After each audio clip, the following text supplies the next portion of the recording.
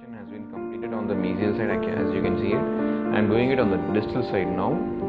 I just have to mark the interdental area, the coal area in between, and make the necessary adaptation.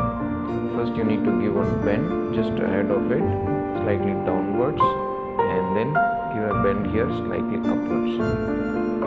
So that way you ensure that you just replicate the coal area in your wire bending.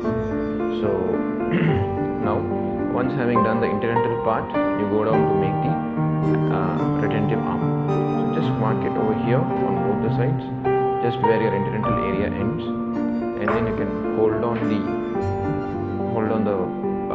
clasp with the plier, give a bend downwards on both the sides, and immediately one bend just away from it, little bit upwards. So this way you will ensure a very good adaptation on the lingual side as well. So once this is done, we can check it on the model again, the adaptation, and each and every time you keep it on the model to check the adaptation, make sure your arrowheads are in the place which you wanted, where you wanted them to be, and the bridge should be away from the buccal surface of the tooth, as well as the bridge should be at a 45-degree angle to the long axis of the tooth. Now this distal surface needs a little bit of more adaptation.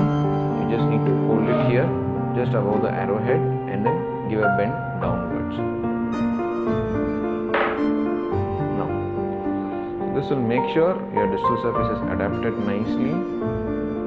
Your arrowheads are still in place. A slight opening is required over here, and again adaptation. So you have almost completed the adaptation of the interdental surface, and now we're gonna make your retentive tags. So this is where you make your retentive tags. Retentive tags are made with your universal plier. These retentive tags help in proper retention of the clasp inside the acrylic. So that way your clasp won't get dislodged while in use in the patient's mouth. So this is it. We are almost through. Adam's clasp is almost completed. A little bit of more adaptation on the palatal surface. You can mark the areas where you need to adapt them properly, hold them, and then bend the retentive arm slightly downwards.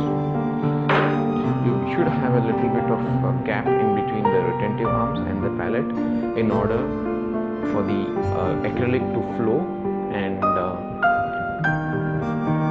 all. So this is how a completed clasp looks like.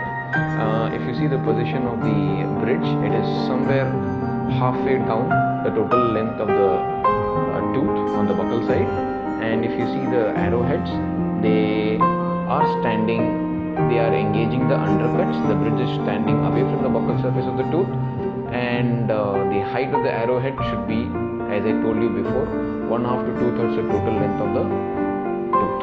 And now when you look at it occlusally, you should have a good adaptation. The bridge should be almost parallel to the buccal surface of the tooth and the central fossa of the tooth. The bridge should be almost parallel to the central fossa of the tooth, and when you look at it in the occlusal view, there should be a nice interdental adaptation of the clasp. It should not get dislodged when you try to move it, and when you look at it from the palatal view, you need some amount of gap in between so that the acrylic can flow. In case you need to check the retention of your Adam's clasp, you can always invert it and see whether you have a fall due to gravity or not. And if in case you have a good retention, your Adam's clasp is not gonna fall. It is gonna engage your undercuts tightly. Thank you.